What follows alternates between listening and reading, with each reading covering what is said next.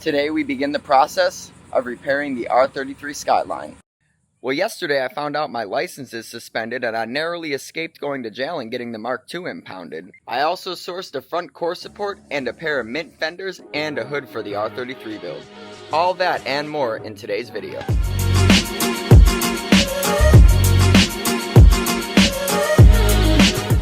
Alright, so today we're headed down to Alco Auto Repair to meet up with my friend Miguel to pick up a front core support for the R33.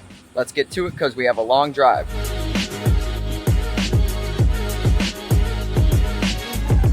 So these are some of the cars that he's got here for sale. Imports them from Japan, sells them down here in Miami. What's your business name again? Japanese car. There you go. Go ahead and plug that down in the description so you guys can see that. But he's plugging me with the front end for the R33, so if anybody's in the market for a JDM car, he's got a bunch, he imports a bunch. So yeah, make sure you check him out in the description.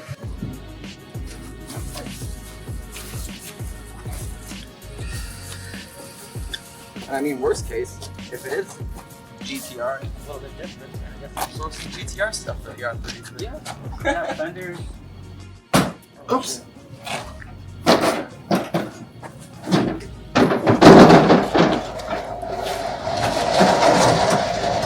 Perfect. Alright, well that was sick. Huge shout out to Miguel. Miguel has all those JDM cars that he's trying to sell, and he figured that if I plugged his business, he would hook it up for the core support.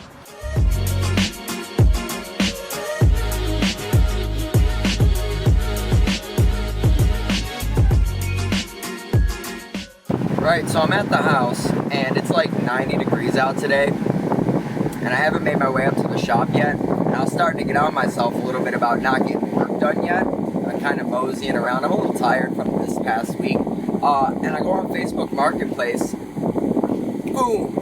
R33 GTST mint condition fenders for $300. So as you can see, I'm driving right now because I'm going to go buy them. Alright, well, let's get these put on the car and see how they fit. As you can see here, this whole front end is pretty much completely screwed. That fender's not too bad, but I have two good condition fenders, and they are S1 fenders, but S1 fenders and S2 fenders are exactly the same. Alright, story time. So, yesterday I was on my way out to Sanford to pick up these front fenders, and when I was on my way out there, I passed by a sheriff, and I mentally documented where in the area he was sitting, so when I was on my way back, I could be extra careful. Well, in normal circumstances, I found that if you match the speed of the vehicles around you, generally it's a pretty okay guideline to follow in terms of the speed you're going. So I guess we were in a 65, and I guess the vehicle in front of me was going 72, and I guess I was going 74. And out of nowhere, the oncoming cop, it's a 2-lane road, he passes by me, throws on his lights, throws a U-turn, pulls me over, comes up to my vehicle, asks me for my license and my telephone number. Doesn't even ask me for insurance information, which to me immediately signals that something's up. So he asked me why I thought he pulled me over. I said I didn't know. He said it was my speed. I said I thought I was just going with the pace of traffic. He asked for my license. I show him my insurance anyways. He goes back to his car. He comes back and he asks me if I want the good news or the bad news. I'm like, bad news? Because, like, bro, I was going 8 miles an hour over the speed limit. So how bad could the news be? He goes, your license is suspended.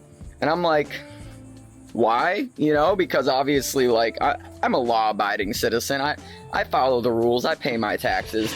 Yeah, but apparently, when I switched insurance providers to get the Mark II insured, my new insurance company, which is Geico, and then my previous insurance company, which manages the one I was on previously, and they also manage the one I moved to. So somebody didn't update the state of Florida for my D21. So the state of Florida suspended my license because of that. So it turns out for the last 2 months, I've been driving on a suspended license, no fault of my own, because obviously I don't work at the insurance companies and it's not my job to notify the state of the switch coverages. But yeah, he took my license and then he didn't take me to jail and he didn't make me have somebody come pick up my car, which was really kind of him. You could tell that he kind of felt bad that he, you know, ruined my day a little bit, but he's just a police officer. He's just doing his job. I totally get it. But yeah, so I drove home, made it home safely, and I've spent Sunday here all day today putting on the fenders. Oh my gosh, it's bent. Look at that. Oh my goodness. It's okay, it's one. Oh, you know what? Actually, this might cause a whole new problem. This won't even go on there.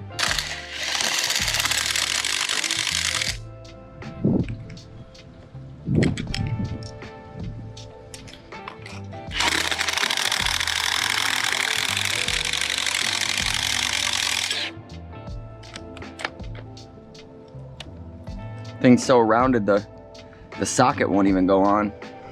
I think I got it.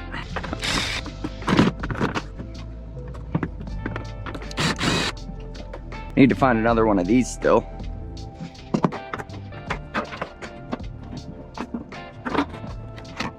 Probably end up keeping this fender, but the hood and that one are pretty much screwed. We picked up this front core support right here. So shout out to Alco Auto Parts. He's a JDM importer and a parts reseller. He sold me this and hooked me up on this front core support.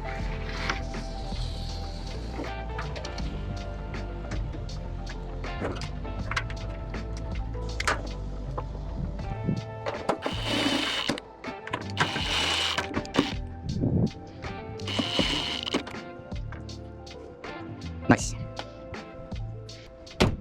Obviously this is all crushed in still, right? But even if I wanted to like pull it out, there's no way I could pull it back without having a fender that's in the right position in order to do so. And what I'll probably end up doing is I'll probably end up trying to pull this out before I cut it all off, just so I can bend any of this metal back as close as it should be, because I know that with my front cut, I don't have from here back.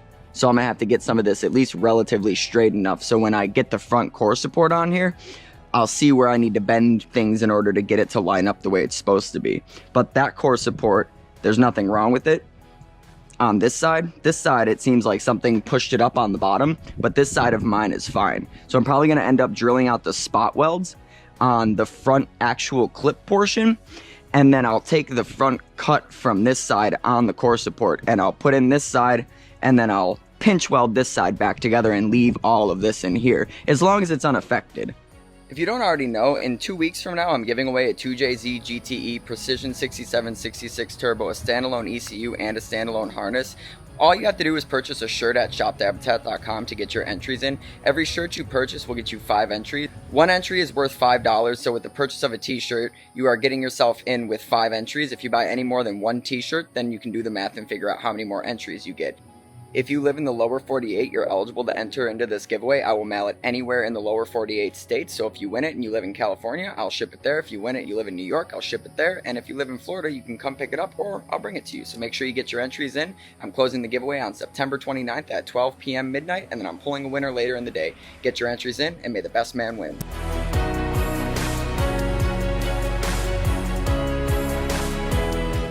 So I've been working on this trunk for a few weeks, as you guys know, and that's because the panel bond was failing along the bottom of it. So every time I would put on a new layer of panel bond on the underside and press it down, it would make it fail somewhere else by putting the tension on that area of the panel. So now that it's all panel bonded back down and it's blocked straight, it's done, and I'm not gonna mess with it anymore after these few little skim coat spots right here that I'm gonna block down. So I'm gonna run over to the auto body store. Hopefully they're open on Labor Day. They're probably not, but hopefully I can go get some high build primer in the can so I don't have to reprime the whole trunk, but we'll see. Either way, let's move on. So I went ahead and got all of the glaze putty blocked down. I had a couple deep scratches. One of them got put there by like a rock or something hard that the block picked up. That's why it's really important to really have like continuously flowing water on your panel when you're working with it. Like ideally I'd have like a hose on something right next to it so it's just constantly feeding water onto there, because you know you can pick up little rocks and stuff and it can put deep scratches into your prep job, and then sometimes if you start to dry block it without the primer being fully cured, it can like gum up on the paper, and the gum up can also create hard lines and scratches in the primer. So all in all, you want to try to avoid that the best you can, but you can always go back in and get your pinholes and your small scratches with your glaze putty. So that's what I did. It's all good. Now it's pouring rain. I'm getting soaked, so I'm gonna go inside.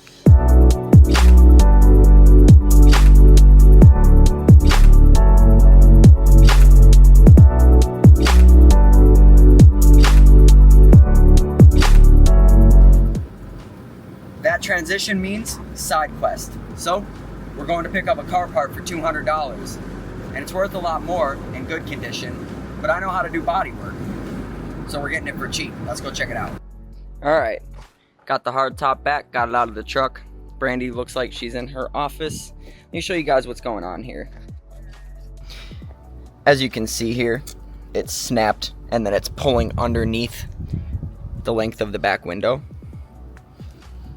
There's a couple things on here that kind of make it look like it flew off the Miata. It doesn't have the side latches, and it's broken on the driver's side right where the door closes, and that kind of looks like an area where it could have been like a secondary contact point, or maybe the primary one, depending on how it could have fallen.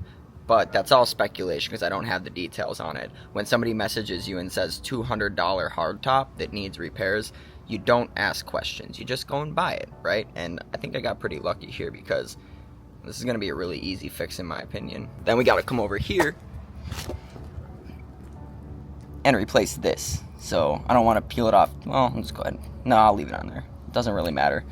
This is a piece that's broken right here. So got to figure out how to get in there and fix it. But that shouldn't be too hard. Anyways, it's a hard top. So soon here, we will repair this. And then it'll go on Brandy's drift car. Good cop.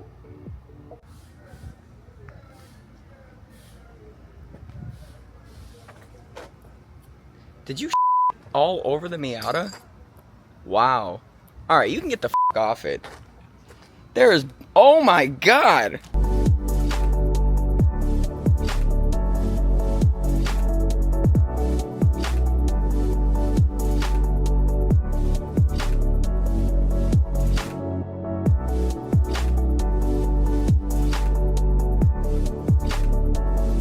Now that I have the trunk done, I just went ahead and blocked down the entire hood just to make sure it's good since I got the linear blocking tools, and well, you already know that I started using them on the rest of the car, so the only thing I can do to make sure that everything is straight is use the acrylic blocks. With that being said, the car prep's done, so it's time to put things together and get the shop cleaned up to a point where I feel comfortable spraying in here, unless I can find somewhere to spray it in the next few days. I did put out a feeler on Instagram that if anybody has like a booth for me to rent, so let me know. So we'll see where that goes. If not, I'll be spraying it in here like I did with the rest of the car, which isn't a huge deal. It just requires a little bit extra work.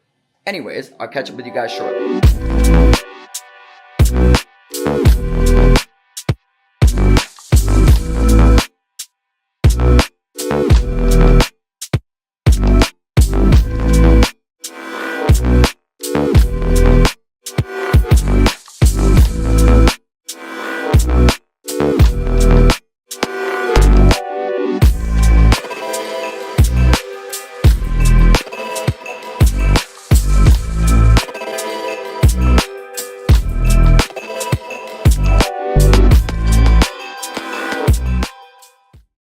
Is this some sort of sick joke by the universe? We all wash our cars getting ready for the car show tomorrow, and now it's raining. Unreal.